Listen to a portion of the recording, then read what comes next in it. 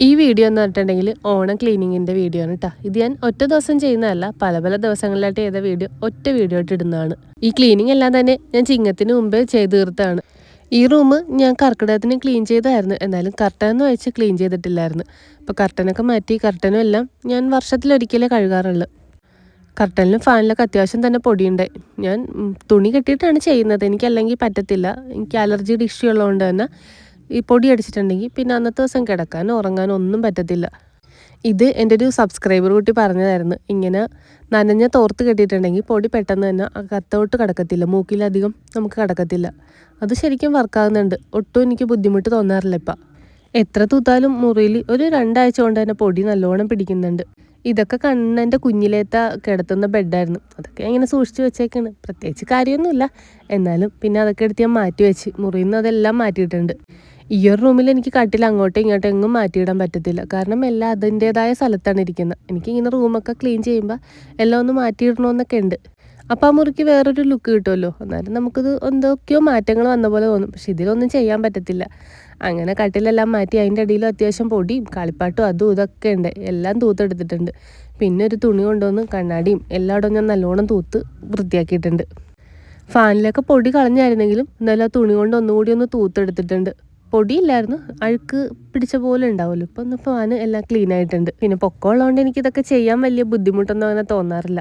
എല്ലാ സൈഡും എനിക്ക് അങ്ങനെ പൊക്കമുള്ളതുകൊണ്ട് ആരുടെ ഹെൽപ്പ് അങ്ങനെ വേണ്ടി വരാറില്ല. അങ്ങനെ ഈ റൂമൊക്കെ ക്ലീൻ ചെയ്ത് കഴിഞ്ഞിട്ടുണ്ട്. ആ ഒരു ദിവസം കൊണ്ട് 6 റൂമിൻ്റെ ക്ലീനിങ് പരിപാടി മൊത്തം കഴിഞ്ഞിട്ടുണ്ട്. അത് കഴിഞ്ഞിട്ട് ഞാൻ അടുക്കളയിലോട്ടാണ് വന്നത്. അടുക്കളയിലെ ഈ പാത്രങ്ങളൊക്കെ ഓരോ സാധനങ്ങൾ തീരുമ്പോൾ കഴുകിയിട്ട് അടുത്ത് ഇടാറുണ്ടെങ്കിലും ഓണം ആകുമ്പോൾ ഇതെല്ലാം കഴിയണം. പണ്ട് തൊട്ടേ അമ്മയൊക്കെ ചെയ്യാറുണ്ട്, അങ്ങനെ നമ്മളും ചെയ്തു പോകുന്നതാണ്. ഇതൊക്കെ ഇങ്ങനെ എല്ലാം എടുത്തിട്ട് കഴുകുമ്പോൾ തന്നെ എനിക്ക് എന്തോ ഓണമൊക്കെ വന്ന ഒരു ഫീലാണ്. പണ്ട് വീട്ടിലെല്ലാവരും അങ്ങനെയൊക്കെ അമ്മയൊക്കെ ചെയ്യുമല്ലോ, അപ്പം നമ്മൾ ഇതൊക്കെ ചെയ്യുമ്പോൾ നമുക്ക് ആ പണ്ടത്തെ ആ ഓർമ്മകളും എല്ലാം ഉണ്ടാവും. പോരാത്തതിന് അന്ന് തന്നെ വെയിലൊക്കെ ഉണ്ടായിരുന്നതുകൊണ്ട് എല്ലാം നല്ലോണം ഞാൻ കഴുകി വെയിലത്തൊക്കെ വെച്ച് അന്ന് തന്നെ ഉണങ്ങി കിട്ടി. അതാകുമ്പോൾ വെയിലുള്ളതുകൊണ്ട് പിന്നെ വേറെ അങ്ങ് വെച്ച് ഉണക്കേണ്ടേ വരത്തില്ലല്ലോ, നല്ലോണം ഉണങ്ങി കിട്ടും. പുറത്തൊരു പായിട്ട് അതിൽ കൊണ്ടേ നല്ലോണം കമത്തി വെച്ച് പിന്നെ കുറച്ച് കഴിയുമ്പോൾ ഒന്നുകൂടി മലത്തി വെച്ചിട്ടുണ്ടെങ്കിൽ വെള്ളമൊക്കെ പറ്റി നല്ല അടിപൊളിയായിട്ട് തന്നെ ഉണങ്ങി കിട്ടും. ഇതെല്ലാം തന്നെ കണ്ണനെ അങ്ങനാടി വിട്ടിട്ടാണ് ചെയ്യുന്നത്, അല്ലെങ്കിൽ ആളും കൂടും ഇതൊക്കെ ചെയ്യാനായിട്ട്. പിന്നെ ഇതെല്ലാം ഓരോ ദിവസമായിട്ട് ചെയ്യുന്നത് കൊണ്ടും വലിയ എന്താ പറയുക, നല്ല പാടൊന്നും തോന്നിയില്ല ചെയ്യാനായിട്ട്. ഒറ്റയടിക്ക് ചെയ്താൽ നമ്മൾ ആകെ ക്ഷീണിച്ചു പോകും. പക്ഷെ എനിക്ക് അങ്ങനെ ചെയ്യുന്നതാണ് ഇഷ്ടം. എന്തെങ്കിലുമൊക്കെ ജോലി ചെയ്ത് തുടങ്ങിയിട്ടുണ്ടെങ്കിൽ അത് അപ്പം തന്നെ തീർക്കണമെന്നുള്ളതാണ് എൻ്റെ ഒരു ഇത്. അത് കഴിഞ്ഞിട്ട് കുറച്ച് അരി കഴുകി പൊടിപ്പിക്കാനുണ്ട്. ഇത് ചെയ്യുന്നതാണ്, ഇപ്പോൾ കുറച്ച് നാളായിട്ട് ചെയ്യാറില്ലായിരുന്നു, അരി കിട്ടിയിട്ടില്ലായിരുന്നു. ഇപ്രാവശ്യം റേഷൻ കടയിൽ നിന്ന് കിട്ടിയപ്പോൾ അത് പൊടിപ്പിച്ച് വെയിലുണ്ട്, വെയിലത്ത് വെച്ച് ഉണക്കിയിട്ടുണ്ട്. പിന്നെ കടയിൽ കൊടുത്താൽ പൊടിച്ച് വറുത്ത് കിട്ടും. ഇതൊക്കെ ഇങ്ങനെ കാണുമ്പോൾ തന്നെ നല്ലൊരു സന്തോഷമുണ്ട്. എനിക്കെന്തോ പാത്രമൊക്കെ കഴുകി ഇങ്ങനെ കിടക്കണതും പിന്നെ അലക്കി കഴിഞ്ഞ് നമ്മൾ അലക്കി വിരിച്ചിട്ടേക്കുന്ന ഡ്രസ്സൊക്കെ ഇങ്ങനെ നോക്കി വയ്ക്കാനും ഒരു സുഖമാണ്. പിന്നെ ക്ലീൻ ചെയ്ത റൂമൊക്കെ നോക്കി നിൽക്കുക, നമ്മൾ അത്രയും കഷ്ടപ്പെട്ടതിൻ്റെ ഒരു ഫലം കാണുമ്പോഴുള്ളൊരു സന്തോഷം. അതൊക്കെ കഴിഞ്ഞ് അടുത്ത ദിവസം ഞാൻ ഹാളാണ് ക്ലീൻ ചെയ്യാൻ വന്നേക്കുന്നത്. ഹാളിൽ വലിയ കുഴപ്പമൊന്നുമില്ല, ഞാൻ ഡെയിലി അടിക്കുമ്പോൾ തന്നെ മാറാലെ ഇതൊക്കെ തട്ടാറുണ്ട്. പിന്നെ എനിക്ക് ക്ലീൻ ചെയ്യേണ്ട ഈ ഷോക്കേസാണ്, അത് ഞാൻ കുറച്ച് നാളെ ക്ലീൻ ചെയ്തിട്ട് ഇങ്ങനെ എപ്പോഴും ക്ലീൻ ചെയ്യാറില്ല, വലിയ പൊടിയൊന്നും കയറാറില്ല.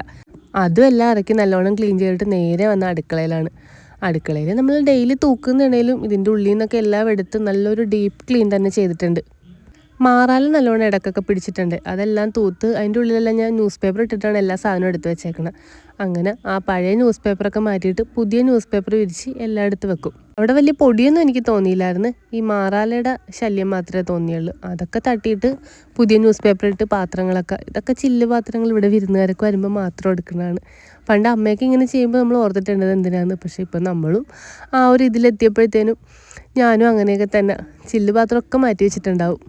പിന്നെ ക്ലീൻ ചെയ്ത് വന്നപ്പോൾ ഓർത്തോ, അയ്യോ മൂക്കിലൊന്നും കെട്ടിയില്ലല്ലോ എന്ന്. അങ്ങനെ ഓടിപ്പോയി തുണിയൊക്കെ എടുത്ത് കെട്ടിയിട്ട് ബാക്കി ക്ലീനിങ് പരിപാടിയൊക്കെ കൂടി ചെയ്ത് താഴത്തും എല്ലായിടത്തും പുതിയ പഴയ ന്യൂസ് പേപ്പറൊക്കെ മാറ്റിയിട്ട് ഞാൻ പുതിയ എടുത്ത് വിരിച്ച് സാധനങ്ങളൊക്കെ എടുത്ത് നേരെ സെറ്റ് ചെയ്ത് വെച്ചിട്ടുണ്ട്. പിന്നെ അതൊക്കെ വാരി കൂട്ടി കൊണ്ട് കത്തിക്കാനിടണം. അങ്ങനെ എല്ലാം പെറുക്കി കുറേ ന്യൂസ് പേപ്പർ ഉണ്ട്, അവിടെയും കൈയോടെയൊക്കെ അടിച്ചിട്ടുണ്ട്.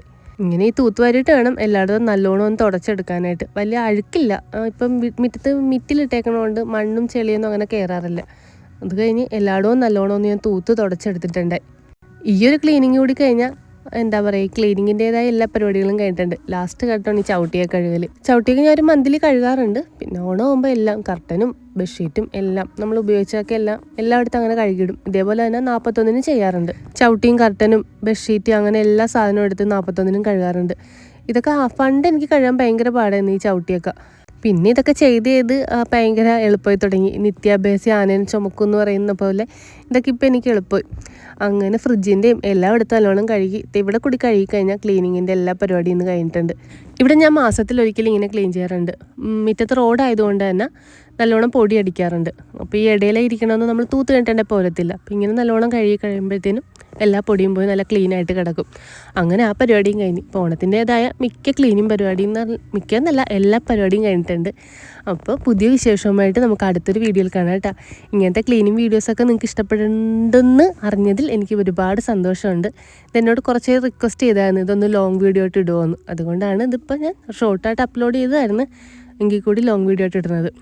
പിന്നെ പുതിയതായിട്ട് വീഡിയോസൊക്കെ കാണുന്നവർ ചാനൽ ഒന്ന് സബ്സ്ക്രൈബ് ചെയ്ത് സപ്പോർട്ട് ചെയ്യണേ.